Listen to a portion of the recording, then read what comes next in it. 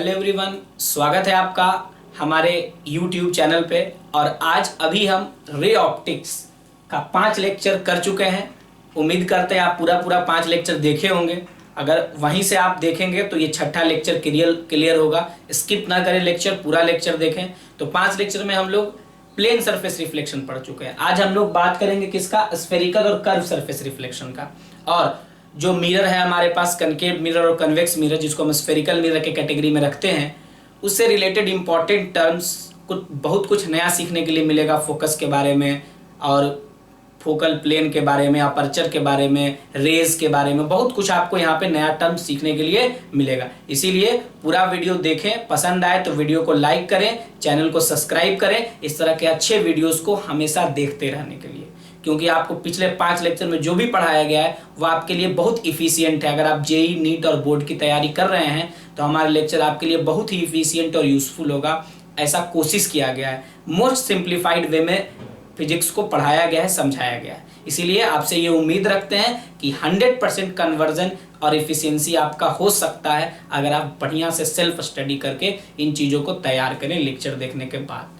तो आज हम लोग छठे लेक्चर पे आते हैं, ठीक है। तो देखिए, तैयार हो जाइए, कॉपी और कलम निकाल लीजिए। देखिए, तो इस लेक्चर का जो सबसे पहला टॉपिक है वो हमारा क्या है? Spherical mirror. कोई नया चीज़ आपके लिए नहीं, ये बचपन में आप पढ़ते हैं। कुछ नया बहुत बड़ी बात इसमें यहाँ पे स्फेरिकल मिरर में नहीं। आप जानते हो कि स्फेरिकल मिरर 2 टाइप का होता है। स्फेरिकल मिरर कितने टाइप का होता है आपका? 2 टाइप का। एक स्फेरिकल मिरर को आप क्या कहते हैं? कनकेव मिरर, कनकेव मिरर, है ना। और दूसरा जो स्फेरिकल मिरर है उसका क्या नाम है? Convex mirror. एक है कनकेव मिरर और दूसरा है आपका क्या? Convex mirror.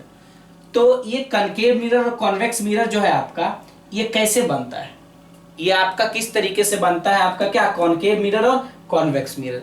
तो कनकेव मिरर बनाने के लिए हम लोग क्या करते हैं? देखिए, नेमिंग जो दिया जाता है ना, नाम दिया जाता है रिफ्लेक्टिंग सरफेस के हिसाब से, पॉलिश सरफेस के हिसाब से नहीं। रिफ्लेक्टिंग सरफेस कनकेव है तो कनकेव मिरर, और रिफ्लेक्टिंग सरफेस कॉन्वेक्स है तो कॉन्वेक्स मिरर, है ना। उसको आप हिंदी में पढ़ते होंगे उत्तल दर्पण और अवतल दर्पण। तो देखिए क्या होता है, कैसे बनता है मिरर। जैसे मान लीजिए कि ये आपका इस तरीके से अगर आप बात करिएगा तो ये देखिए, ये एक ग्लास का स्फेयर है। What is this? This is a glass sphere. ये आपका एक ग्लास स्फेयर है। और इस ग्लास स्फेयर से हम क्या करते हैं?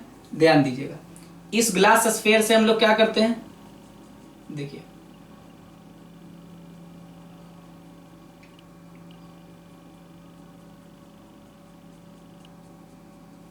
इस ग्लास स्फेयर के मान लीजिए इतना पोर्शन को हम ये कर दिए, सिल्वर कर दिए।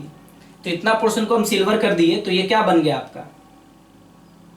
ये आप क्या देख रहे हैं? थोड़ा सा ही सिल्वर करते हैं, अभी आगे बताएंगे। तो देखिए, ये आपका बन गया मिरर। अगर इसको आप काट के निकालिएगा यहाँ से आप इसको काट के निकाल लीजिए, तो ये काट के निकालिएगा तो ये किस तरीके का बनेगा? देखिए, अगर आप काट के निकालेंगे तो इस तरीके का बनेगा, ये है ना। तो ये बताए हैं आपको, ऐसे अगर लाइनिंग बना रहा है मतलब ये किस चीज को बता रहा है? ये जो लाइनिंग बना रहे हैं ये इधर, ये किस चीज को बता रहा है? कि ये आपका पॉलिश्ड सरफेस है। मिरर है तो पॉलिश्ड सरफेस होगा। ये कैसा सरफेस है आपका? पॉलिश्ड सरफेस, है ना।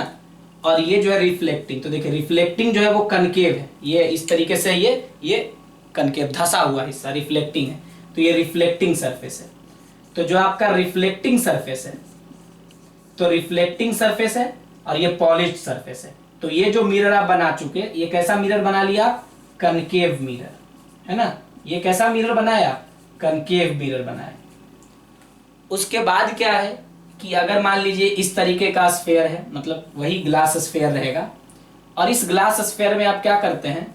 ये ग्लास स्फेयर है, इस ग्लास स्फेयर में अंदर वाला जो हिस्सा है इसको आप पॉलिश कर दिए ना, इसको काट के यहाँ से निकाल लीजिएगा तो क्या हो? अब देखिए, अब इसको आप अलग से बनाइएगा तो इस तरीके से दिख रहा होगा। देखिए,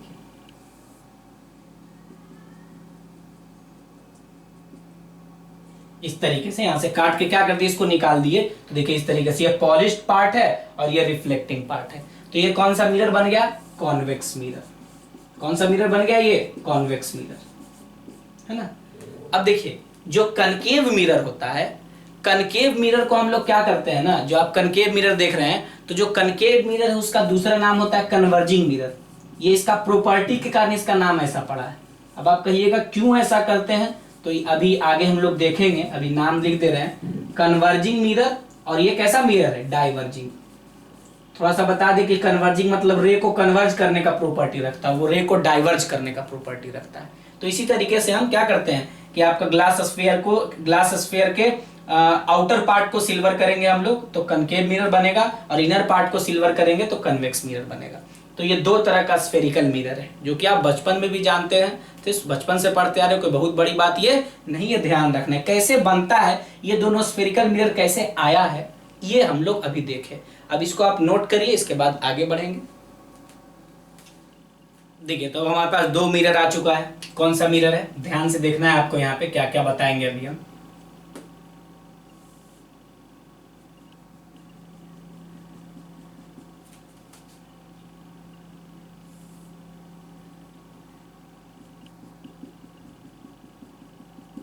देखिए, दो मिरर आप देख रहे हैं, ये कनकेव वाला, ये क्या कॉन्वेक्स वाला।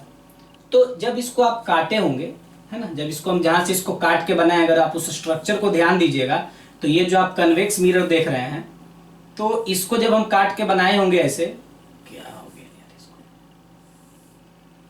तो इसको जब आप काट के इस तरीके से बनाए हैं, तो जिस स्फेयर से इसको काटे थे हम, उसका सेंटर किधर था, इस साइड में। जिस स्फेयर से इसको काटे थे ऐसे, तो उस स्फेयर का सेंटर क्या था आपका, इधर था। इस साइड को पॉलिश किए और ये इधर लिया, तो उसका सेंटर किधर होगा, ऐसे भी इधर की तरफ झुका हुआ है, तो आपका सेंटर इधर होगा। तो ये सी हो गया सेंटर। उसके बाद ये जो था, इसमें क्या बनाया था, ऐसे था, और इस तरीके से हम लोग इधर सिल्वर किए थे। तो सिल्वर किए थे, तो इस स्फेयर का, जिस ग्लास स्फेयर से इसको काट के बनाए हैं, उसका सेंटर यहाँ पे है।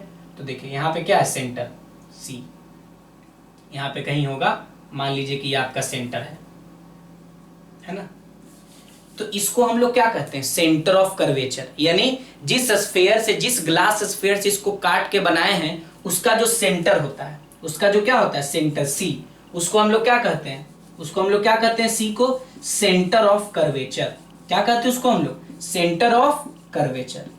कोई पूछेगा कि क्या होता है सेंटर ऑफ कर्वेचर, तो कहिएगा सेंटर ऑफ कर्वेचर क्या है, सेंटर ऑफ ग्लास स्फेयर है, सेंटर ऑफ ग्लास स्फेयर। उस ग्लास स्फेयर का सेंटर है फ्रॉम विच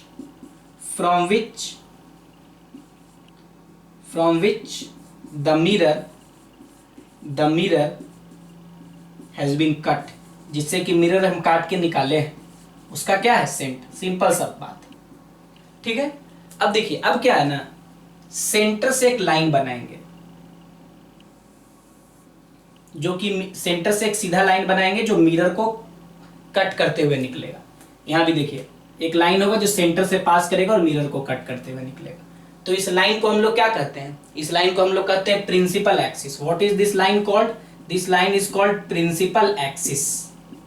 प्रिंसिपल एक्सिस, ये भी प्रिंसिपल एक्सिस, और ये भी आपका क्या हो गया, प्रिंसिपल एक्सिस, है ना, प्रिंसिपल एक्सिस।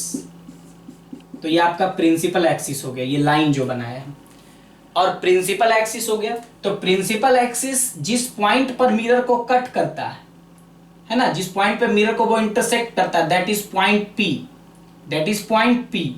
और ये पोल को हम लोग, पी को हम लोग क्या कहते हैं, पोल। पी को क्या कहते हैं, पोल। यानी कहेगा पोल क्या है, तो कहिएगा पोल वो पॉइंट है मिरर पे, स्फेरिकल मिरर पे, जहां पे कि प्रिंसिपल एक्सिस मिरर को कट करता है, उस पॉइंट को हम लोग क्या कहते हैं, पोल।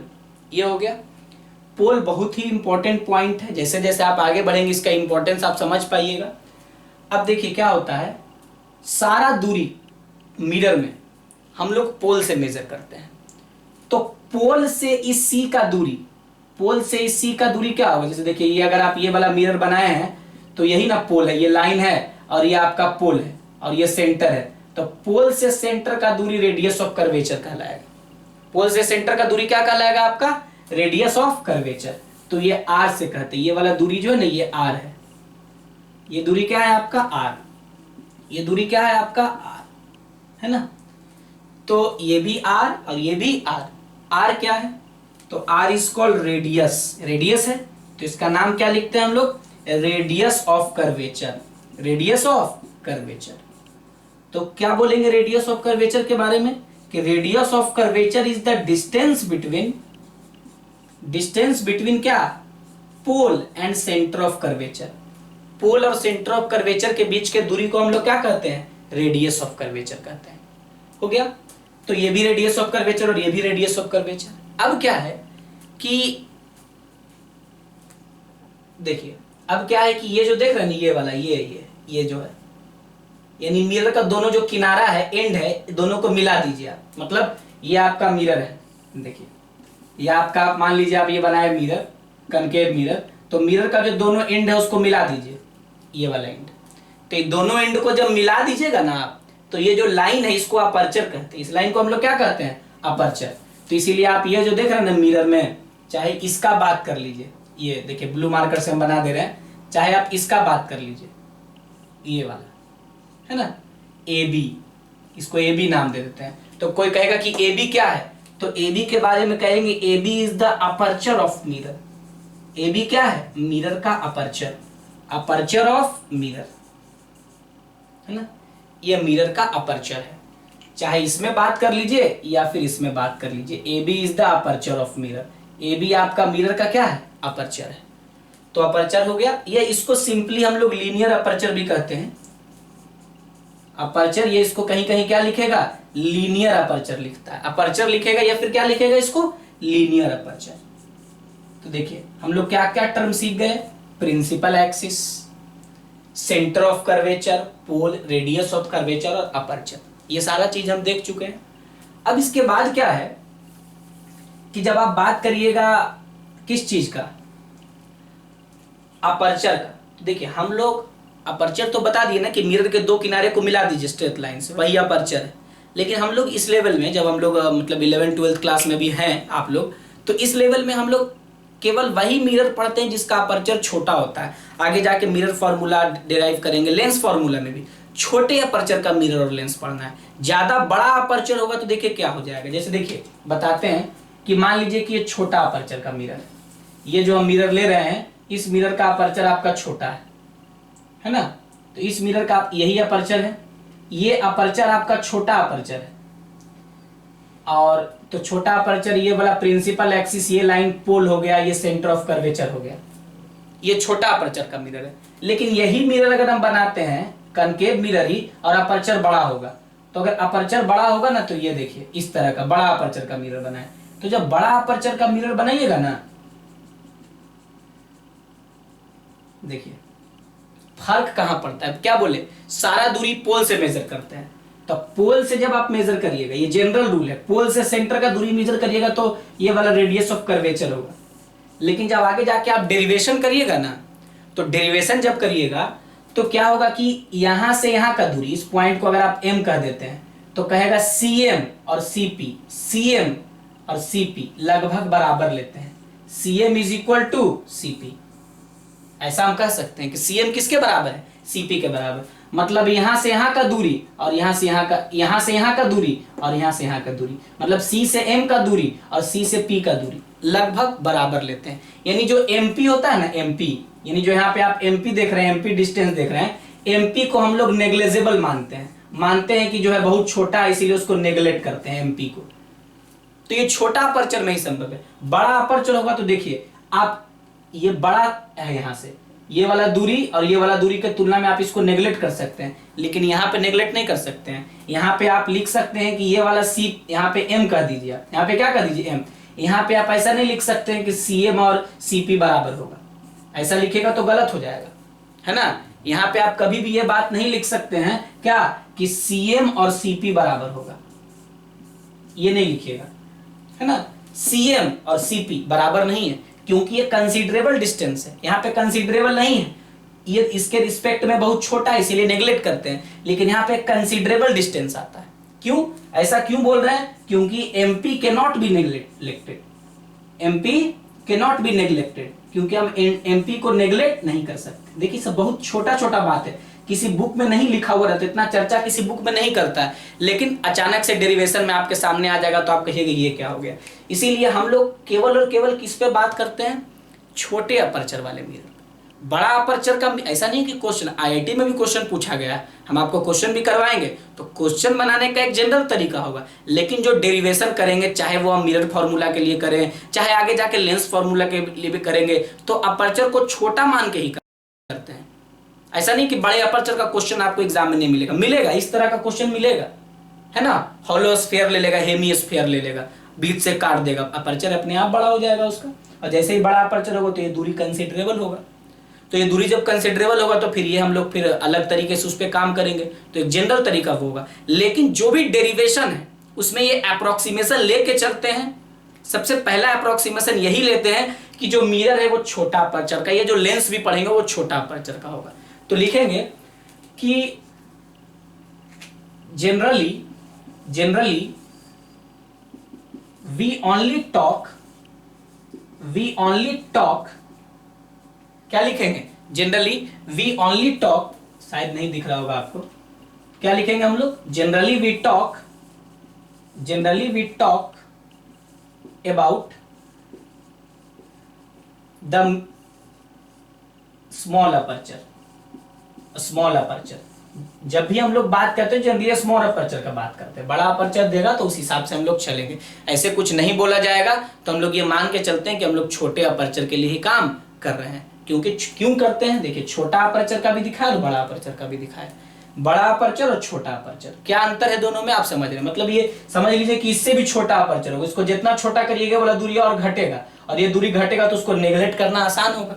तो सेंटर से पोल का दूरी और ये वाला सेंटर से इस पॉइंट एम का दूरी बराबर ले सकते हैं, है ना, क्योंकि ये कंसिडरेबल नहीं होता है। लेकिन यहाँ पे हम लोग बराबर नहीं ले सकते यहाँ से यहाँ का दूरी, क्योंकि ये बहुत बड़ा डिस्टेंस है, देख रहे होंगे आप, तो इसको कंसीडर करना पड़ेगा। इसलिए जितना भी डेरिवेशन ऑप्टिक्स में करेंगे उसमें हम लोग स्मॉल अपर्चर ऑफ मिरर का ही बात करेंगे, बड़े अपर्चर वाले मिरर का बात नहीं करेंगे। तो देख लिया आप अपर्चर क्या होता है, आपको बता भी दिया गया कि अपर्चर क्या होता है। क्या कहिएगा, the straight line joining the two ends of mirror, mirror के दो किनारे को ज्वाइन करने वाला स्ट्रेट लाइन क्या कहलाता है, आपका अपर्चर कहलाता है। ये सब नोट करिए।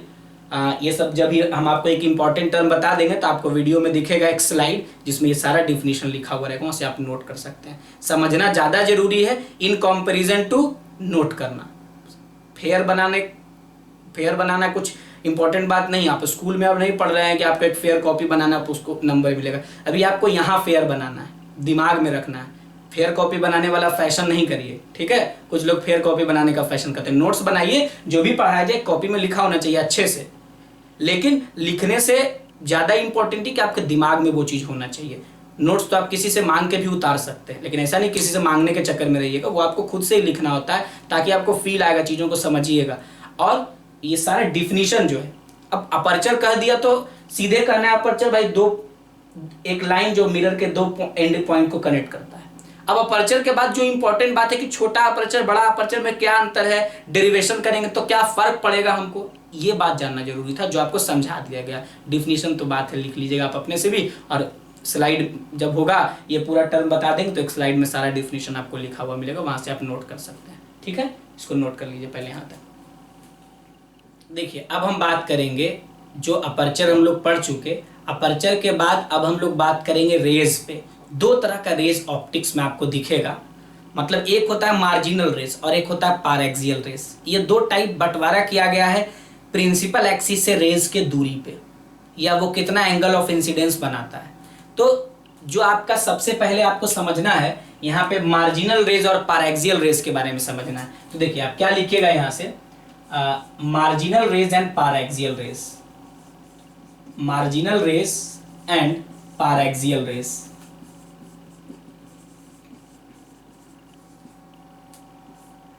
अगला जो टर्म है आपको इसमें समझना है, पूरे ऑप्टिक्स में काम आएगा, यहाँ पे से यूज इसका चालू हो जाता है। प्लेन मिरर वाले में कम यूज होता है, न के बराबर यूज होता है, यहाँ पे इसका यूज चालू हो जाएगा। तो मार्जिनल और पारैक्सियल दो रे है। तो अगर सिंपल शब्दों में आप कहिएगा ना, तो देखिए मान लीजिए ये आपका कनकेव मिरर है, तो ये जो आपका कनकेव मिरर आप देख रहे होंगे, एक रे यहाँ, ये आपका प्रिंसिपल एक्सिस है, ये आपका पोल है, समझते होंगे आप बात को।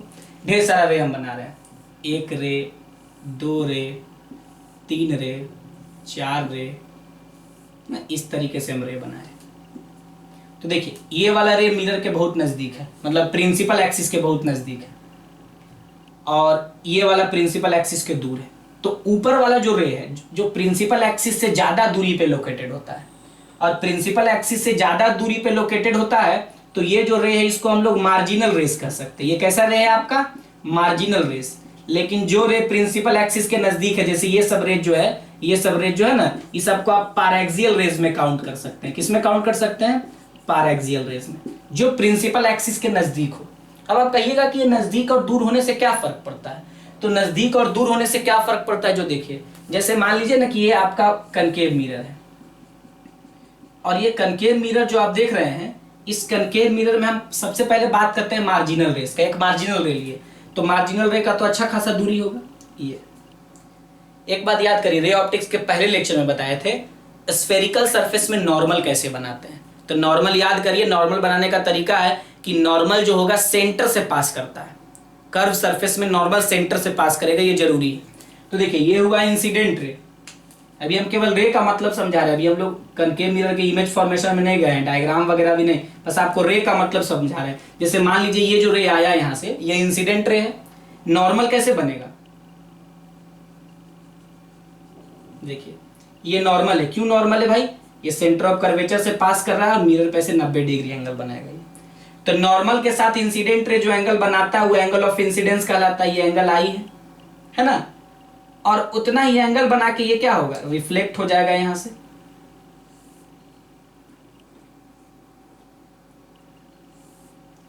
ये एंगल आर है, आई बराबर आर तो पालन होगा ना, रिफ्लेक्शन हो रहा है, तो एंगल आई बराबर क्या हो गया? Angle R. ये आपका इंसिडेंट रे, ये रिफ्लेक्टेड रे।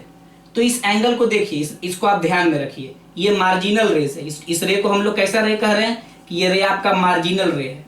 अगर पारैक्सियल रे होता, अगर क्या होता? पारैक्सियल रे, तो जैसे आप बात कर लीजिए पारैक्सियल रे का, तो अगर इस तरीके से आप बात करते हैं तो देखिए ये आपका कनकेव मिरर हो गया। कॉन्वेक्स मिरर में भी हो सकता है, ऐसा नहीं कि केवल, है ना। तो ये आपका प्रिंसिपल एक्सिस हम बना दिए। अगर कोई मार्जिनल रे होगा तो आपको पता ना प्रिंसिपल एक्सिस के बहुत नजदीक होगा, इस तरीके से। और अब क्या बनाना है आपको? नॉर्मल बनाना है। तो जब आप नॉर्मल बनाइएगा तो क्या कहिएगा? नॉर्मल कहां से पास करेगा? देखिए ध्यान दीजिए, नॉर्मल आपका यहां से पास करेगा,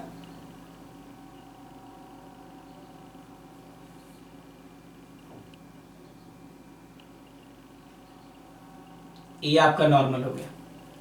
नॉर्मल के साथ ये एंगल ऑफ इंसिडेंस बना। अब इतना छोटा है कि आपको दिखाई भी नहीं दे रहा होगा, देखिए ये एंगल ऑफ इंसिडेंस, और उतने ही छोटे एंगल से क्या हो जाएगा आपको? उतने ही छोटे एंगल से रिफ्लेक्ट भी होगा। ये एंगल आर हो गया, है ना। तो देखिए अगर रे मार्जिनल होगा तो बड़ा एंगल बनाएगा, एंगल ऑफ इंसिडेंस वो बड़ा बनाएगा। इसको और इसको कंपेयर करिएगा तो ये वाला एंगल, इसको आप नाम दे दीजिए ना, इसको नाम दे दीजिए क्या? आई डैश, और ये आर डैश, और ये तो क्या देखिएगा? आई डैश बहुत छोटा है, किससे? बहुत छोटा होगा, किससे? आई से। यानी अगर पारैक्सियल रे होगा, अगर कैसा रे होगा? पारैक्सियल रे होगा। अगर पारैक्सियल रे होगा तो वो छोटा एंगल बनाएगा, और अगर मार्जिनल रे होगा तो वो बड़ा एंगल बनाएगा नॉर्मल के साथ, यानी एंगल ऑफ इंसिडेंस बड़ा होगा। तो कोई कहेगा कि पारैक्सियल और मार्जिनल रे में क्या अंतर है? तो दो बात ध्यान रखना है।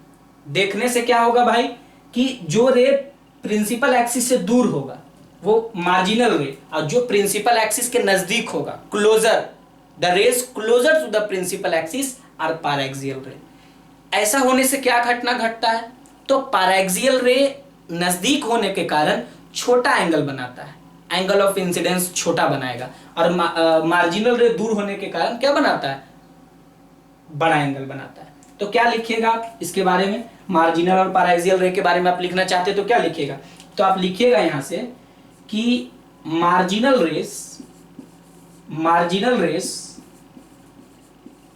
Are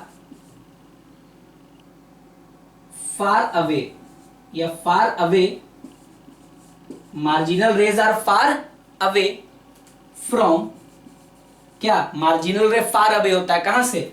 from principal axis. PA मतलब principal axis. That is it will make larger angle of incidence. ये क्या करेगा? लार्जर एंगल ऑफ इंसिडेंस बनाएगा, एंगल ऑफ इंसिडेंस बनाएगा। It will make larger angle of incidence, ठीक है।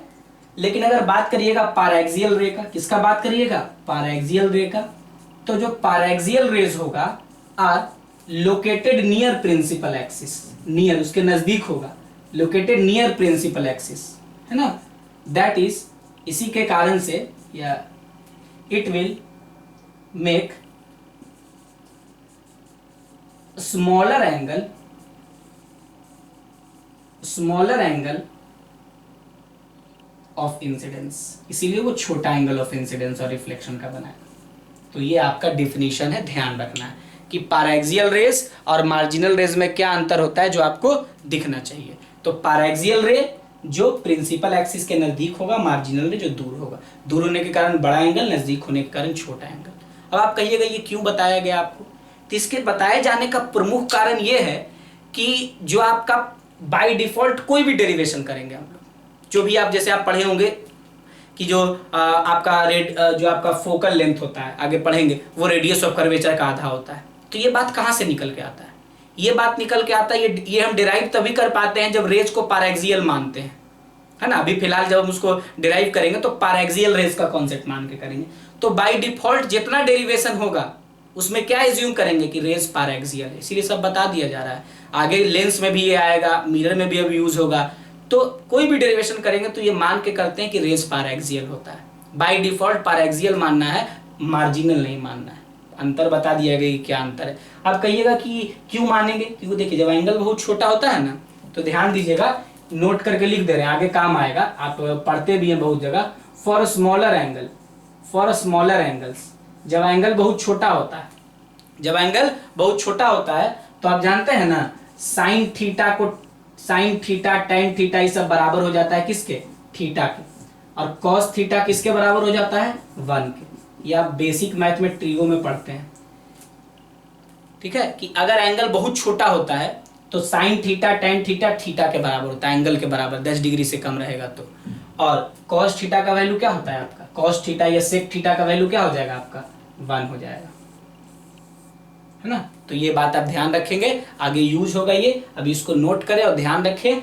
नॉर्मली जो भी डेरिवेशन होगा उसमें ये एजम्पशन में लेना होता है कि rays must be paraxial, aperture छोटा होना चाहिए, रेज पैरेक्सियल होना चाहिए, दीज आर द एजम्पशंस। तो एजम्पशंस क्यों लेते हैं, क्या कारण है इस लेवल पे एजम्पशन लेने का, ये आपको बताया जा चुका है। जब यूज होगा तो आप समझ पाइएगा, अभी जो बेसिक टर्मिनोलॉजी है वो आपको बताया जा रहा है। फटाक से इसको नोट करिए जल्दी। देखिए अब हम बात करेंगे फोकस और फोकल लेंथ, बहुत ही इंपॉर्टेंट कॉन्सेप्ट है। इसको लेकर बहुत सारे लोगों को मिसकंसेप्शन होता है कि फोकस क्या है। जनरली हम जानते हैं कि रेज अगर प्रिंसिपल एक्सिस के पैरेलल आ रहा है तो जिस पॉइंट पे मिलेगा उसको फोकस कहेंगे, लेकिन फोकस कितने टाइप का होता है बहुत कम लोग जानते हैं इस बात को, इसको जनरली इस पर ध्यान भी नहीं दिया जाता है। तो फोकस 2 टाइप का होता है, ध्यान रखिएगा, उस पर हम लोग चर्चा करेंगे। अभी हम लोग चर्चा करेंगे फोकस, फोकल प्लेन और फोकल लेंथ का चर्चा करेंगे, ठीक है। तो देखिए क्या देखना है हमको कि जैसे मान लीजिए कि ये आपका मिरर है ना, कनकेव मिरर है, ये आपका कनकेव मिरर है। कौन सा मिरर है ये, कनकेव। इस कनकेव मिरर में ये प्रिंसिपल एक्सिस हम बना दिए, रेज प्रिंसिपल एक्सिस के पैरेलल आ रहा है। देखिए ध्यान दीजिएगा, रे खुद भी पैरेलल है और वो प्रिंसिपल एक्सिस के भी पैरेलल है। तो जिस पॉइंट पे वो मिलेगा ना, रिफ्लेक्शन के बाद वो जिस पॉइंट पे मिलेगा, देखिए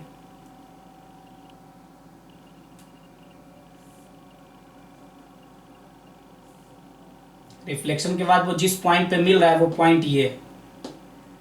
इस पॉइंट को हम लोग कहेंगे कि यही पॉइंट हमारा क्या है, फोकस, एफ। तो क्या कहेंगे, जब पैरेलल रे आके प्रिंसिपल एक्सिस के जिस पॉइंट पर कट करेगा, इंटरसेक्ट करेगा, मीट करेगा, क्या बोले, पैरेलल रेज आकर जिस पॉइंट पर प्रिंसिपल एक्सिस पे कट करेगा, मीट करेगा, उस पॉइंट को हम लोग क्या कहेंगे, फोकस, है ना। लेकिन ये बात हम लोग बचपन से पढ़ के आते, इसमें थोड़ा सा भी आपको अपने कॉन्सेप्ट को पॉलिश करना है। वो ये पॉलिशिंग करना है कि ये है प्राइमरी फोकस। ये क्या है, प्राइमरी फोकस। ये फोकस जो है इसको हम लोग प्राइमरी फोकस कहते हैं, इसको एफपी लिख दीजिए। FP means what, primary focus. FP का मतलब क्या है आपका, प्राइमरी फोकस। तो कहिएगा क्या सेकेंडरी फोकस भी होता है, तो सेकेंडरी फोकस भी होता है। क्या होता है सेकेंडरी फोकस, ये हम लोग देखेंगे। ये हम लोग बचपन से पढ़ के आते हैं। और यहाँ से यहाँ का दूरी फोकल लेंथ कहलाता है एफ। क्या कहलाता है ये वाला दूरी आपका? F for focal length. F for focal length कहलाता है। तो ये जो आप फोकल लेंथ देख रहे हैं यहाँ पे, ये क्या है? पोल से किसका दूरी? प्राइमरी फोकस का दूरी। ये इसको प्राइमरी फोकस या प्रिंसिपल फोकस भी कहते हैं। प्राइमरी फोकस ये क्या कहते हैं? प्रिंसिपल फोकस कहते हैं। तो ये हो गया, या बचपन से पढ़ के आते हैं। हम अपना कॉन्सेप्ट बताएंगे, उसके लिए हम इतनी जगह खाली रखे हैं अभी। तो क्या है कि फोकस का कोई डिफिनेशन पूछेगा तो क्या कहिएगा? फोकस का डिफिनेशन तो कहिएगा when parallel rays incident on a mirror. जब पैरेलल रे मिरर पे क्या होता है? इंसिडेंट होता है। When parallel rays incident on a mirror meet at a point after reflection के बाद वो किसी पॉइंट पे क्या होगा? मिलेगा। Meet at a point after reflection, that point is called focus. उस पॉइंट को हम लोग क्या कहते हैं? फोकस कहते हैं। अब देखिए, ये जनरल डिफिनेशन लिखे हैं, इसमें कोई ये मतलब इसमें कोई क्या कहे लिमिटेशन नहीं है। क्या बोले? When parallel rays incident on a mirror. जब पैरेलल रे मिरर पे इंसिडेंट होगा तो वो जिस पॉइंट पे मिल जाए रिफ्लेक्शन के बाद, उसको फोकस कहेंगे। उसको क्या कहेंगे? फोकस कहेंगे। तो कहिएगा कि भाई पैरेलल रे तो मिल रहा है, तो ये तो फोकस, सही बात लिखे हैं। लेकिन देखिए, जब फोकस को हम दो भाग में बांटते हैं तो यहाँ से कुछ अंतर आपको नजर आ जाना चाहिए। क्या है कि जब फोकस है हमारे पास, तो फोकस दो टाइप का हम क्यों बोल रहे हैं? दो फोकस बोल रहे हैं, ध्यान दीजिएगा। एक है आपका क्या? एक है प्राइमरी फोकस या प्रिंसिपल फोकस जिसको कह रहे हैं। एक है प्राइमरी फोकस और दूसरा क्या है आपका? Secondary focus. दूसरा क्या है? Secondary focus. फोकस का डिफिनेशन लिख दिया है यहाँ पे, आपके लिए काम का था, अभी यूज करेंगे इसीलिए। तो प्राइमरी फोकस और क्या? Secondary focus. तो प्राइमरी फोकस में क्या होता है ना, जैसे मान लीजिए कि ये कनकेव मिरर है, सारा बात कनकेव, सब कॉन्वेक्स मिरर के लिए भी सही होगा, वो हम करके भी दिखा देंगे अभी आप।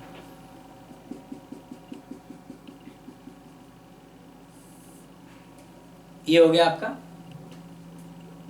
तो जब रे पैरेलल आएगा, जब रे क्या होगा? पैरेलल आएगा, और वो प्रिंसिपल एक्सिस के भी पैरेलल होगा। रे भी आपस में पैरेलल होगा, पैरेलल रे तो है ही, क्या बोले? Parallel ray incident on a mirror, तो इंसिडेंट हो रहा है, और वो प्रिंसिपल एक्सिस के भी पैरेलल होगा। तो जिस पॉइंट पे वो मिलेगा ना,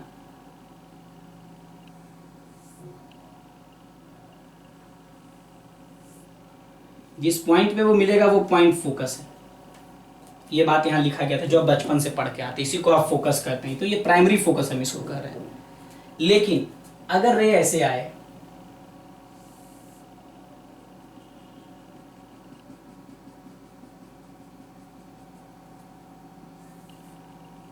देखिए, अब रे इस तरीके से आए,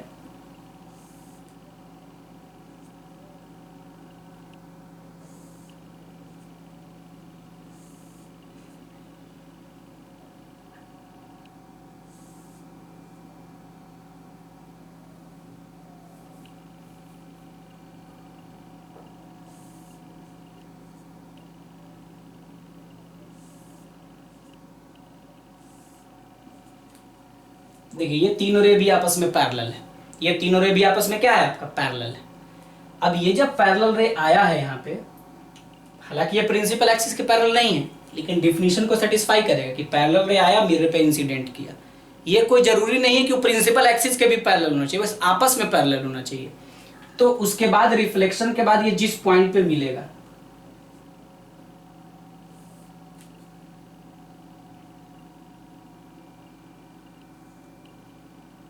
देखिए ये रे आया ऐसे, और इस तरीके से ये इधर से आएगा ऐसे,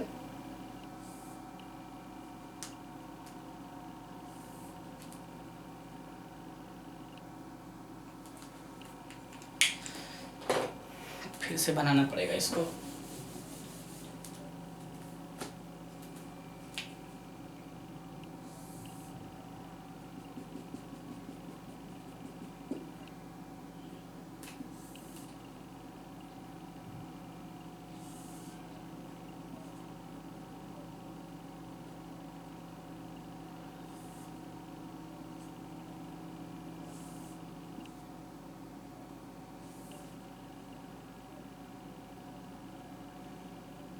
देखिए ये दोनों रे आपस में पैरेलल है, ये दोनों रे आपस में क्या है आपका पैरेलल है। और उसके बाद देखिए आया रिफ्लेक्शन के बाद पैरेलल रे आया, मिरर पे पड़ा, रिफ्लेक्शन के बाद इस पॉइंट पे मिल गया, तो ये जो है इसको सेकेंडरी फोकस कहते हैं।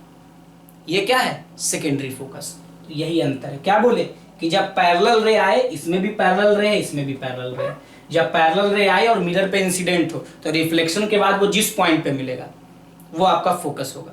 तो ऐसे भी आ सकता है और ऐसे भी आ सकता है। तो अगर ये है तो ये प्राइमरी फोकस, और ये कैसा फोकस है सेकेंडरी फोकस है। तो प्राइमरी फोकस और सेकेंडरी फोकस में क्या संबंध है जो हम देखेंगे। ये कैसा फोकस है आपका सेकेंडरी फोकस।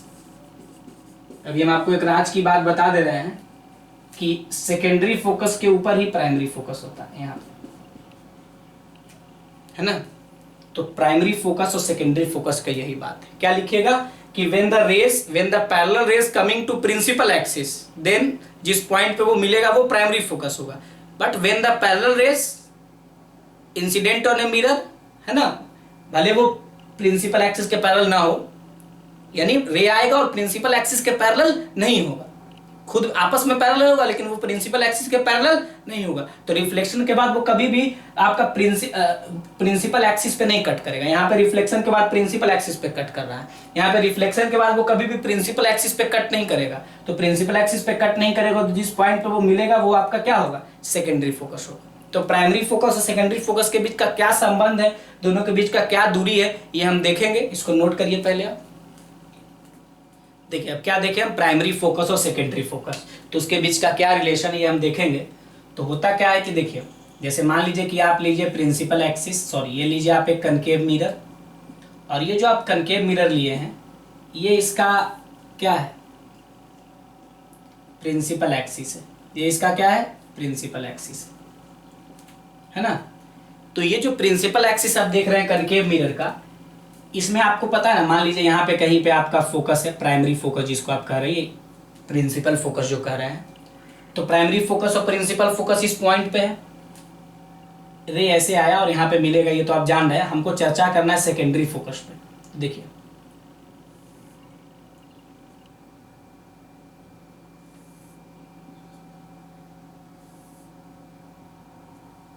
ये आया पैरेलल हुआ, अब रिफ्लेक्शन के बाद देखिए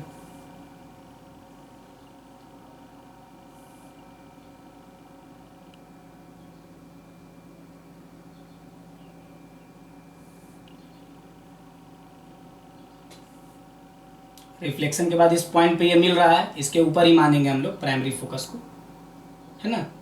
ये आपका प्राइमरी फोकस हो गया और ये सेकेंडरी फोकस हो गया।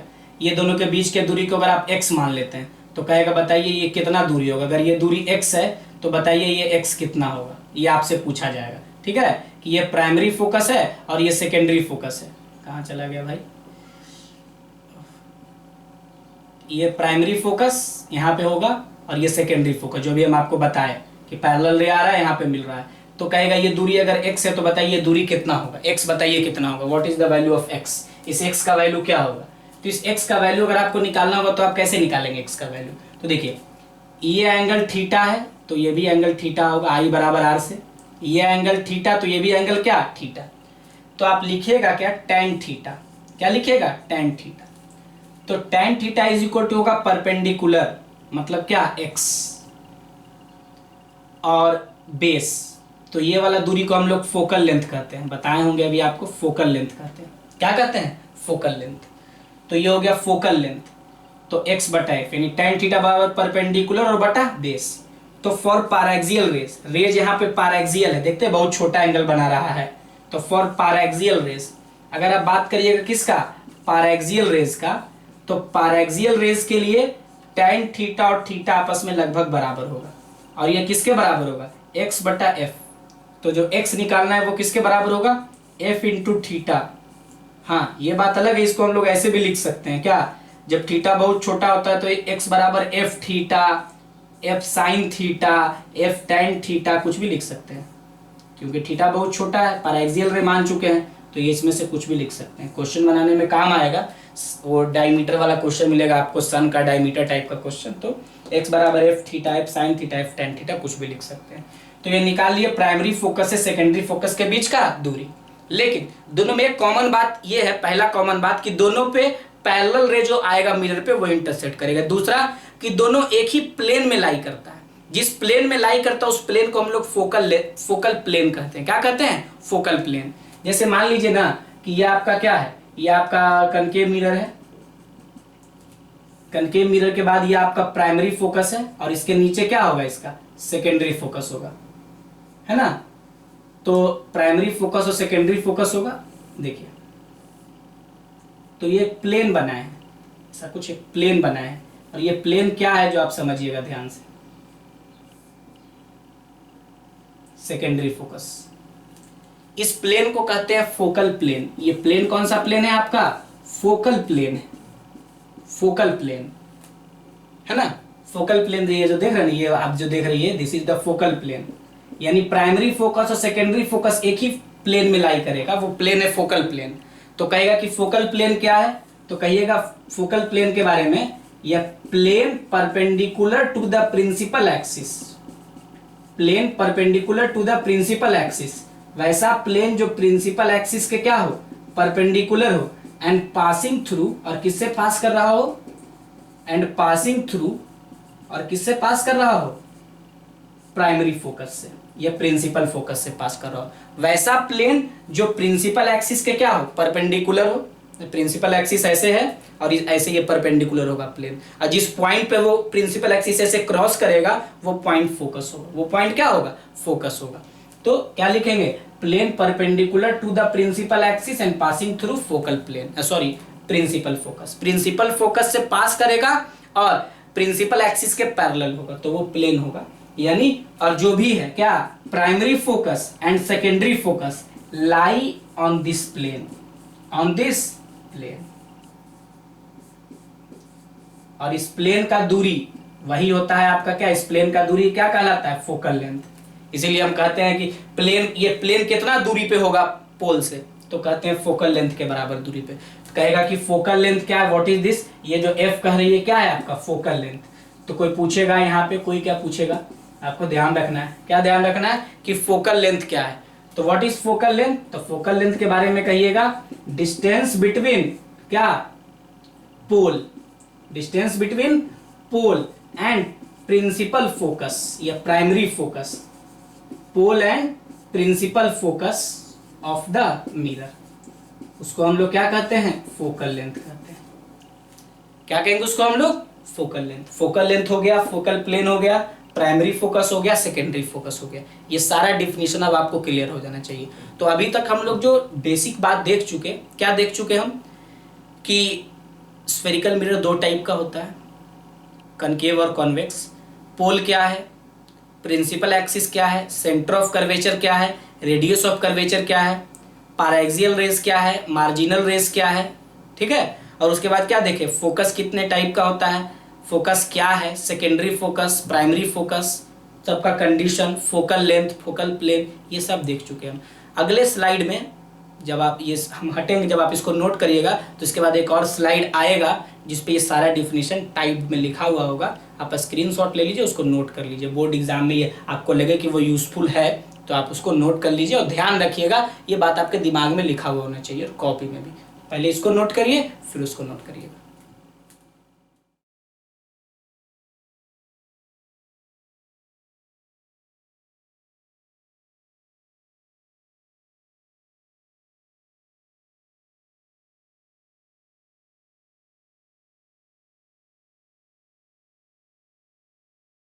देखिए अब बात करेंगे हम लोग फोकस देखने के बाद। हम लोग देख लिए फोकस, जैसे हम कनकेव मिरर में बता रहे उसी तरीके से कॉन्वेक्स में भी होता है, उसमें कुछ अलग नहीं होता है। बस आपको बता दें, जैसे मान लीजिए कि आप ले लीजिए आपका कॉन्वेक्स मिरर हो गया।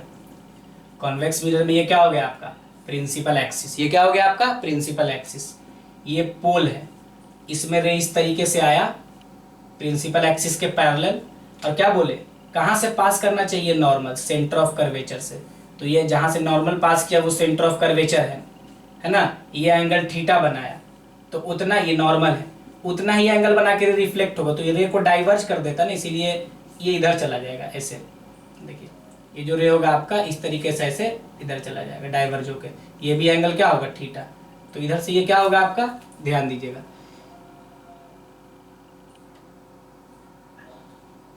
तो उतना ही एंगल बना के ये रिफ्लेक्ट हो गया थीटा। इसको आप पीछे मिलाइएगा ऐसे, है ना। जब इसको आप पीछे मिलाइएगा तो ये जहाँ पे मिलेगा ये वाला पॉइंट आपका प्राइमरी फोकस, ये सिंपली हम इसको फोकस कहते हैं। यहाँ से यहाँ का दूरी फोकल लेंथ है और यहाँ से यहाँ का दूरी क्या है, रेडियस ऑफ कर्वेचर। अब हमको इसी दोनों के बीच का रिलेशन निकालना है। इसी दोनों के बीच का क्या करना है, रिलेशन निकालना है। ये हो गया कन्वेक्स मिरर में। और ये किस में आप देखते हैं, कनकेव में तो हम आपको बताए ही हैं कि अगर ये कनकेव मिरर है,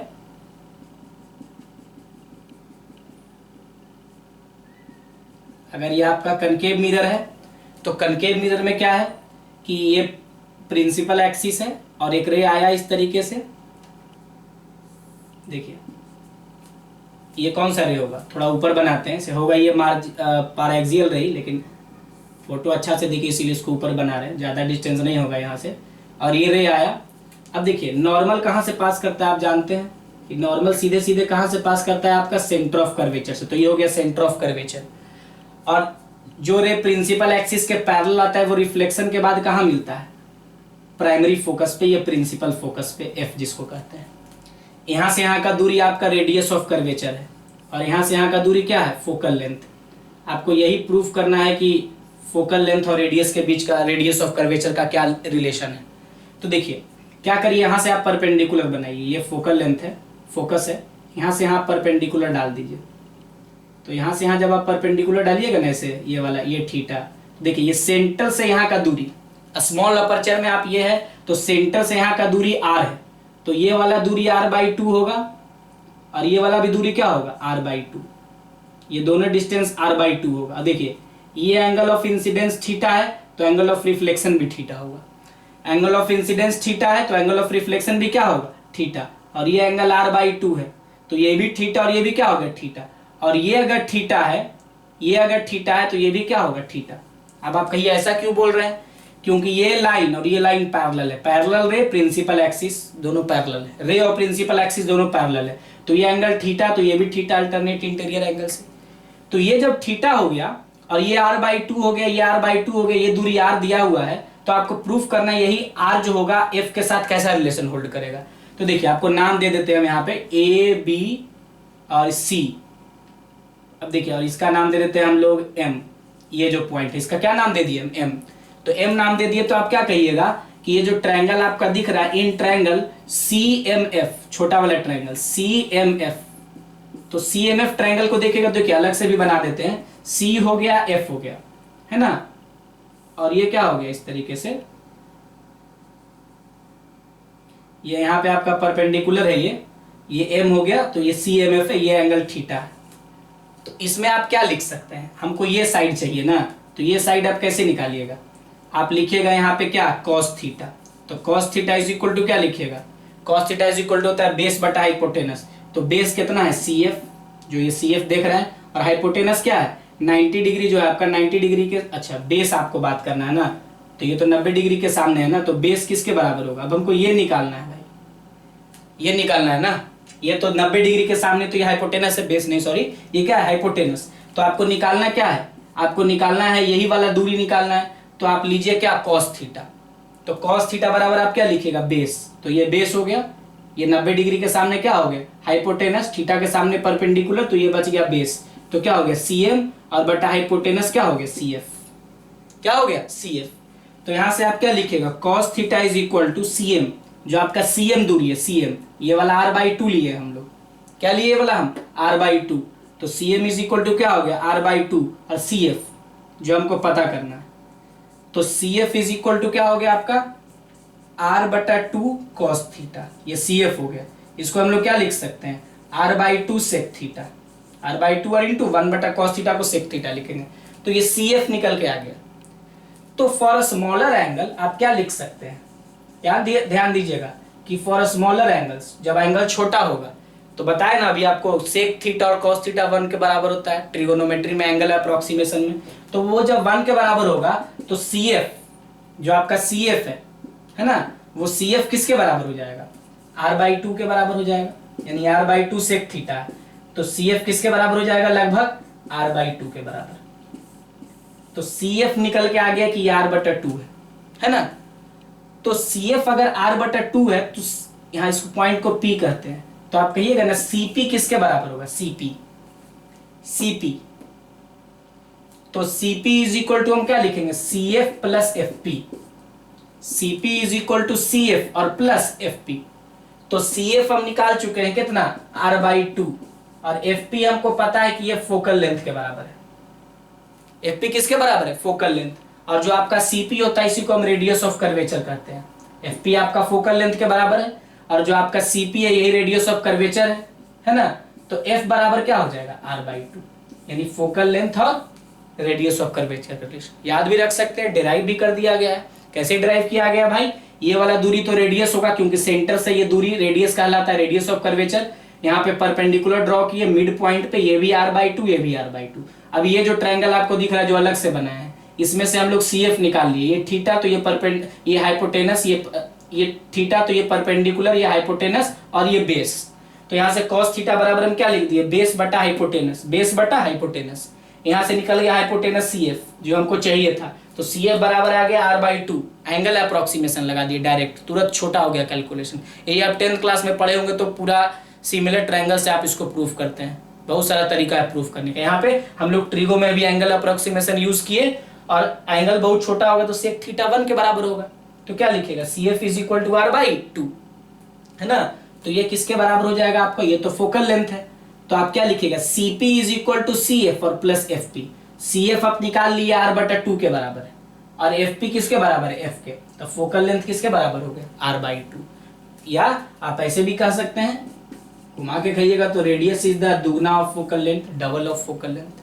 तो यही रेडियस ऑफ कर्वेचर और फोकल लेंथ के बीच का रिलेशन है। ये सब आप कर्व्स ऐसे आप रिफ्लेक्शन चालू किए तो पहला लेक्चर में आपको ऐसा लगा होगा कि बेसिक पढ़ाया जा रहा है, हम लोग पहले पढ़ चुके हैं। तो आज हम लोग प्लेन कर्व सरफेस रिफ्लेक्शन चालू किए तो इसमें भी बहुत सारा बात ऐसा होगा जो आपको पता होगा, लेकिन कुछ कुछ चीज़ जैसे प्राइमरी फोकस, सेकेंडरी फोकस का कॉन्सेप्ट आपको नया बताया गया। तो हर लेक्चर में आप लोग को कुछ न कुछ नया सीखने के लिए मिलेगा। लेकिन चूंकि आप लोग अभी 12th का लेक्चर कर रहे हैं तो बोर्ड के पॉइंट ऑफ व्यू से आपको सब कुछ जानना है ना। क्योंकि जो ये लेक्चर देख रहा है वो टारगेट का बच्चा भी देख रहा है, जो 12th पास आउट बच्चा है, ड्रॉपर है, और वो भी बच्चा लेक्चर देख रहा है जो 11 to 12th मूविंग है। इसीलिए बिल्कुल बेसिक से बताया जा रहा है, कुछ स्किप नहीं किया जा रहा है। आप भी अगर 15-20 मिनट ज़्यादा ही खर्च कर लीजिएगा तो सब कुछ देख पाइएगा, है ना। कुछ नया चीज़ भी बताया गया, कुछ पुराना बात भी बताया गया, सब कुछ आपके दिमाग में रिकैप्चुलेट होगा। अगला लेक्चर जो आएगा वो एक्सक्लूसिवली समझ लीजिए आपके लिए पूरी तरीके से नया होगा, है ना। इसको नोट करिए। देखिए अब हम बात करेंगे, क्वेश्चन है हमारे पास, उस पर चर्चा करेंगे। क्वेश्चन क्या है, जैसे कह दिया कि ये कॉनकेव मिरर है और इस कॉनकेव मिरर में आपसे ये कह दिया गया कि ये आपका प्रिंसिपल एक्सिस है, एक रे है ना। ये इस तरीके से एक रे है, रे ए बी है, रे आया और रिफ्लेक्शन के बाद देखिए क्या हुआ है। रिफ्लेक्शन के बाद ये रे जो है आपका कहाँ से पास कर गया, पोल से, पोल से पास किया। रिफ्लेक्शन के बाद कितना से पास किया है, पोल से। क्या बोल रहे हैं, एक कनकेव मिरर है, ए बी रे आ रहा है जो प्रिंसिपल एक्सिस के पैरेलल है, इसको हम लोग प्रिंसिपल एक्सिस नाम दे देते हैं। ये आपका क्या है, पी है, और इसको दे देते हैं पी डैश। यानी ये दिया हुआ है आपका क्वेश्चन में कि A B is parallel to P P dash, A B P P dash के पैरेलल है। तो आपको बताना है कि what will be the angle of incidence, what will be the angle of incidence, what will be the angle of incidence. आपको बताना है कि एंगल ऑफ इंसिडेंस क्या होगा, so that the reflected ray must pass through pole, कि reflected ray जो है वो किससे पास करेगा, पोल से। और ये रेज पैराक्सियल है, पैराक्सियल रे के लिए बात करेंगे नॉर्मली बाय डिफॉल्ट। तो कहेगा कि बताइए कि कितना एंगल से इंसिडेंस हो रहा होगा कि ये घटना घटेगा, ये आपसे पूछेगा। तो ये एंगल ऑफ इंसिडेंस आपको निकालना है। तो आप क्या करिएगा, सबसे पहले तो सॉल्यूशन करेंगे हम इसका। तो क्या लिखेंगे, यही ना निकालना है आपको। देखिए ये वाला एंगल निकालना है थीटा, यही आपको पता करना है। हमारा एम क्या है कि हम थीटा पता करें, यही ना, ये सेंटर ऑफ कर्वेचर होगा। तो आप ऐसे सोचिए कि आपको अगर ये थीटा निकालना है, ये दोनों पैरेलल है, तो अभी बताए दोनों पैरेलल, तो ये एंगल थीटा, तो ये भी एंगल क्या होगा, थीटा, और ये भी थीटा। क्यों, ये एंगल ऑफ रिफ्लेक्शन बराबर angle of incidence, law of reflection से ये थीटा, तो ये भी क्या हो गया, थीटा। और अल्टरनेट इंटीरियर एंगल से पैरेलल होने के कारण ये थीटा तो ये भी थीटा है ना। और देखिए क्या सीबी और सीपी बराबर होगा, सीबी और सीपी बराबर होगा पर एक्सियल रे के लिए, ये रेडियस ऑफ कर्वेचर के बराबर। क्यों? सेंटर ऑफ कर्वेचर से पोल का दूरी रेडियस ऑफ कर्वेचर, और छोटे अपर्चर में ये भी आपका रेडियस ऑफ कर्वेचर, तो ये भी रेडियस ऑफ कर्वेचर और ये भी रेडियस ऑफ कर्वेचर। तो सीबी बराबर सीपी पढ़े होंगे आप, तो angle opposite to equal sides are equal, है ना। तो ये दोनों साइड अगर बराबर है तो ये दोनों एंगल भी बराबर होगा। तो इससे क्या पता चलता है? सो हम लोग ये बात कह सकते हैं कि एंगल बीपीसी, एंगल बीपीसी ये भी थीटा हो जाएगा। ये थीटा तो ये भी थीटा, आई बराबर आर, ये थीटा तो ये भी थीटा, अल्टरनेट इंटीरियर एंगल, क्योंकि ये दोनों पैरेलल दिया हुआ है क्वेश्चन में, है ना। तो और ये दोनों साइड बराबर है क्योंकि ये दोनों सेंटर से दूरी है आपका मिरर के सरफेस तक, तो वो रेडियस ऑफ कर्वेचर, तो ये दोनों बराबर है। तो angle opposite to equal sides, तो ये दोनों एंगल बराबर होगा, तो ये थीटा, तो ये भी वाला क्या हो गया, ये भी क्या हो गया आपका थीटा। तो अब ये जो ट्रायंगल देख रहे हैं, सो इन ट्रायंगल, कौन सा ट्रायंगल, बीपीसी, बीपीसी ट्रायंगल में आप क्या देखिएगा, तो ट्रायंगल बीपीसी में आप देखिएगा थीटा थीटा थीटा, यानी थीटा 3 थीटा बराबर क्या, 180 डिग्री, तो थीटा बराबर क्या हो गया, 60 डिग्री, है ना। तो अगर ये 60 डिग्री से फॉल होगा तो रे कहां से पास कर जाएगा, पोल से पास करेगा, तो थीटा इज इक्वल टू क्या आंसर होगा इसका, 60 डिग्री। ठीक है, नोट कर लीजिए इस क्वेश्चन को। देखिए अब हमारे सामने एक क्वेश्चन है जो अभी हम पढ़े उस पर बेस्ड है, ये डायरेक्ट क्वेश्चन बहुत ही कॉमन है, सारी जगहों पे मिलता है अधिकतर बुक में। Sun subtends an angle of 0.5 degree at the pole of a concave mirror of radius of curvature 15 metre 15 metre. क्या कह रहा है कि सन जो है 0.5 डिग्री का एंगल बना रहा है मिरर के पोल पे, है ना। तो क्या कह रहा है आपसे, find the diameter of the image of the sun found by the mirror, यानी जो सन का इमेज बनेगा उसका डायमीटर क्या होगा, जो मिरर के द्वारा उसका इमेज बनाया जाएगा। तो देखिए सन हमसे बहुत दूर है, तो सन से जब रे आएगा तो दूर से रे आता है, तो वो आपका इन्फिनिटी से रे आ रहा है, तो जब भी मिलेगा तो वो फोकस पे ही मिलेगा। तो क्या होगा, आप इसका डायग्राम अगर बनाइएगा, तो जैसे कह दीजिए, मान लीजिए ये कनकेव मिरर, इसका रेडियस ऑफ कर्वेचर दे दिया है वो, है ना। ये क्या है आपका एक कनकेव मिरर। देखिए बेसिक जो टॉपिक पढ़े उससे भी सवाल है, को पूरा ध्यान से कॉन्सेंट्रेट होकर पढ़ना है, बहुत कुछ नया सीखने के लिए मिलेगा। आप अभिषेक कुमार से पढ़ रहे हैं, ठीक है। तो मेरा यही कोशिश होता है, मेरा एम है कि फिजिक्स को सिंप्लीफाइड वे में रिप्रेजेंट किया जाए। मतलब पढ़ाने का दो तरीका, एक नॉलेज और एक रिप्रेजेंटेशन। मेरा कोशिश ये होता है कि जब हम पढ़ाएं तो दोनों में बैलेंस बना रहे, ये नहीं कि हम अपना बहुत नॉलेज व्याख्यान कर दिए और आप समझ नहीं पाए। इंपॉर्टेंट ये है कि आप लेक्चर देख रहे हैं, अगर हमारे लेक्चर को देखने में 1 घंटा दे रहे हैं तो आपका समय यूजफुल हो, बर्बाद ना हो। ऐसा देख के नहीं लगे कि क्या पढ़ा दिया, कुछ समझ में नहीं आया, है ना। सिंप्लीफाइड वे में किसी भी चीज को बहुत तोड़ तोड़ के बताया जा रहा है, एक एक चीज का क्या यूज है, पूरा सिंप्लीफाइड वे में आपको बता दिया जा रहा है। इवन जो जिस तरह का भी क्वेश्चन है वो आपको लेक्चर में साथ ही साथ करवाते चला जा रहा है। तो ये समझ लीजिए कि कंप्लीट पैकेज आपको रे ऑप्टिक्स का वीडियो के थ्रू दिया जा रहा है। तो इसका इंपॉर्टेंस समझकर और अच्छे से पढ़िए। बार बार ये बात बोलते हैं कि अगर हम 1 घंटा का वीडियो आपके लिए अपलोड करते हैं तो 1 घंटा के वीडियो में 1 घंटा अगर आप वीडियो देखते हैं तो उसको रिकॉर्डिंग करने में 1.5 घंटा लगता है, क्योंकि जो हम बोर्ड मिटाते हैं, क्वेश्चन लिखते हैं, ये सब आपको नहीं दिखता होगा लिखते हुए। हम लिख के मतलब लिखते हैं तो आपको लिखा हुआ चीज़ दिखाई देता है। तो 1.5 घंटा का टाइम रिकॉर्डिंग टाइम है। देन इसको कंप्यूटर में डाल के कॉपी करके एडिट करना, उसको एडिटिंग से लेके वीडियो को प्रोसेसिंग करने में 1 घंटा के वीडियो को एडिटिंग और प्रोसेसिंग करने में 2 घंटा का टाइम लगता है, और YouTube पे अपलोड होने में लगभग 30-35 मिनट का टाइम लगता है। तो 1 घंटा के वीडियो के लिए कोई भी टीचर 4 घंटा मेहनत कर रहा है। आपको 1 घंटा लग रहा है लेकिन टीचर 4 घंटा मेहनत कर रहा है। तो उस हिसाब से आपको भी परफॉर्म करना चाहिए ताकि हम लोग का किया हुआ मेहनत का कोई फ़ायदा आपको मिले। ये नहीं कि हम 4 घंटा मेहनत कर रहे हैं आपको 1 घंटा पढ़ाने के लिए और आप इसका फ़ायदा नहीं ले रहे हैं, वीडियो नहीं देख रहे हैं। क्योंकि लॉकडाउन में सबसे ज़्यादा फ़ायदा स्टूडेंट को है, और स्टूडेंट को फ़ायदा है तो इसीलिए जो ये है कि आप उस हिसाब से चलिए कि आपका फ़ायदा जो मिल रहा है, जो आपको फ़ायदा दिया जा रहा है, उससे आपको कोई क्या बोले, जो फ़ायदा आपको मिल रहा है हमारे वीडियो के थ्रू, वो आगे जाके आपके लिए काम आए, आपके एग्ज़ाम में काम आए। ठीक है, ऐसा नहीं कि कोचिंग जब आप जाइए तो आपको फिर से ये सब पढ़ना पड़े। सारी चीज़ों को बड़ा अच्छे से बताया जा रहा है, एक एक चीज़ों को तोड़ के बताया जा रहा है सिंप्लीफाइड वे में। जो मेरा एम है कि हम जब पढ़ते थे तो हम लोग को जब फिजिक्स पढ़ाया जाता था तो हम लोग होता था कि क्या आप पढ़ा रहे हैं, मतलब कम समझ में आता था।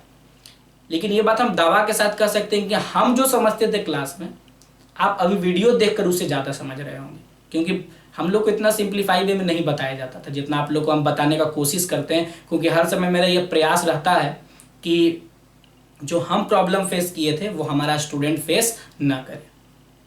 ठीक है, तो ये सब जरूरी है आपको बताना, ताकि जो पढ़ाया जा रहा है उसका आप इम्पोर्टेंस समझिए। 1 घंटा के लिए 4 घंटा कोई भी टीचर मेहनत कर रहा है। जो वीडियो जिसका भी वीडियो आप देख रहे हैं, बहुत मेहनत लगता है। क्लास में तो आए 1.5 घंटा का क्लास लिए और चले गए, लेकिन वीडियो में पढ़ाने में पहले तो पूरा शांति होना चाहिए चारों तरफ, है ना, माहौल शांत होना चाहिए, नहीं तो वीडियो में हल्ला होता आपको पढ़ने में मन नहीं लगेगा।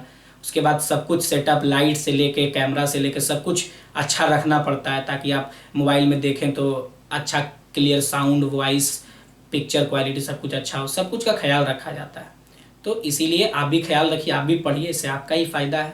देखिए, तो क्वेश्चन पे आते हैं। क्वेश्चन करना जरूरी है अब, ठीक है, बातचीत तो होते रहता है, बातचीत भी करना जरूरी है आपसे, नहीं तो आप बोर ना होइए वीडियो से पढ़ते पढ़ते। ठीक है, तो ये आपका कनकेव मिरर है, ये रे आ रहा है सन से। तो सन से जब रे आएगा ना, देखिए सन से ये रे आया इस तरीके से, ठीक है, और रे आएगा तो ये रिफ्लेक्ट होगा। इसे कितना एंगल बनाएगा वो? 0.5 डिग्री बनाएगा। कितना एंगल बनाएगा वो? 0.5 डिग्री। तो सन से जो रे आ रहा है, इधर से रे आया, इधर से, दोनों तरफ से रे आएगा, इधर से आया, कितना एंगल बनाएगा वो? 0.5 डिग्री एंगल बनाएगा। तो वो कहाँ पे इमेज बनाएगा भाई? सन तो इन्फिनिटी पे होता है, पैरेलल रे आएगा, इस तरीके से रे आएगा, आप देख रहे हैं, इस तरीके से रे आएगा और ये मिलेगा इस पॉइंट पे आके, इस तरीके से रे आएगा और इस पॉइंट पे मिलेगा। यहाँ पे ऐसे देखिए, ऐसे रे आया, ये यहाँ पे मिला। जो रे इधर से आ रहा है वो रिफ्लेक्ट होकर आपका यहाँ पे मिलेगा। तो ये फोकस हो, फोकल प्लेन पर ये लाई करेगा। तो ये सन का कह रहा है कि बताइए डायमीटर कितना होगा, ये इसको आप x मान लीजिए। तो ये तो फोकल लेंथ के बराबर दूरी है, ये वाला दूरी किसके बराबर है? फोकल लेंथ के बराबर। और ये एंगल कितना बना रहा है? 0.5 डिग्री। तो 0.5 डिग्री एंगल बना रहा है ये, है ना। तो इस तरह का समझिए एक ट्रायंगल बन चुका है। ये है पोल, पोल पे कितना एंगल बन रहा है? 0.5 डिग्री। और ये जो सन है, इसका इमेज का ये डायमीटर है, ये डायमीटर को आप x माने, ये d मान लीजिए सबसे अच्छा। क्या मान लीजिए? d। और यहाँ से यहाँ का दूरी किसके बराबर है? फोकल लेंथ के बराबर। तो निकाल सकते हैं। एंगल बहुत छोटा है, 10 डिग्री से छोटा है, तो एंगल अप्रोक्सीमेशन लगा लीजिए। एंगल अप्रोक्सीमेशन लगाइएगा तो क्या कहिएगा? d बराबर f इंटू थीटा। अभी बताया थोड़ी देर पहले, tan थीटा बराबर क्या लिखेंगे हम लोग? tan थीटा बराबर d बटे f लिखेंगे, है ना। तो d बराबर क्या लिखेंगे? f इंटू tan थीटा, यानी f इंटू थीटा। 10 डिग्री से छोटा है तो tan थीटा, थीटा बराबर ले लेंगे हम लोग। तो f कितना है? ये देखिए, ये दिया हुआ 15 मीटर रेडियस ऑफ कर्वेचर है, तो फोकल लेंथ उसका आधा होगा। Focal length is equal to r/2, मतलब क्या? 15/2, है ना। तो 15/2 हो गया फोकल लेंथ। और थीटा, तो थीटा 0.5 डिग्री है। तो देखिए SI में लेना होता है, तो इसका है रेडियन, तो 0.5 इंटू पाई बटा 180 कर देंगे। पाई बटा 180, तो 7.5 और इंटू 0.5 और इंटू पाई बटा 180, है ना, ये हो गया। जब आप इसको सॉल्व करिएगा, तो इसको सॉल्व करिएगा, आप देखिए क्या हो जाएगा, ये 7.5 और इंटू 0.5 और इंटू 3.14 डिवाइडेड बटा पाई बाई 180, पाई बाई 180। तो जब इसको आप सॉल्व करिएगा तो ये आपका कितना आ जाएगा? ये आएगा मीटर में। जब आप उसको सेंटीमीटर में बदलिएगा तो लगभग वो किसके बराबर आ जाएगा? 6.5 सेंटीमीटर। वो किसके बराबर आ जाएगा? 6.5 सेंटीमीटर के, 6.555 के बराबर आ जाएगा। तो ये बात आपको ध्यान रखना है, ठीक है। तो इसको आप नोट कर लीजिए, ठीक है। अब आप नोट कर चुके होंगे। तो ये था हमारा रे ऑप्टिक का 6ठा वीडियो, जो आपके लिए यूट्यूब पर अवेलेबल है। आप अभी देख रहे होंगे, ऐसा उम्मीद करते हैं, और नोट कर रहे होंगे, अच्छे से पढ़ रहे होंगे, क्वेश्चन बना रहे होंगे। बार बार बोलते हैं, फिर से बोल रहे हैं कि फिजिक्स क्वेश्चन बनाइएगा, प्रैक्टिस करिएगा, तब समझ में आएगा। नहीं तो यूट्यूब, इंटरनेट पर बहुत भीड़ भाड़ कमेंट इधर उधर चलते रहता है कि physics is a tough subject. Physics भारी नहीं है, आपको फिजिक्स पढ़ना पड़ेगा, फील करना पड़ेगा, समझना पड़ेगा। इसके लिए समय देना पड़ेगा सेल्फ स्टडी। तो ज़्यादा से ज़्यादा सेल्फ स्टडी करिए। Keep watching our lecture. घर पे रहिए, सुरक्षित रहिए। धन्यवाद।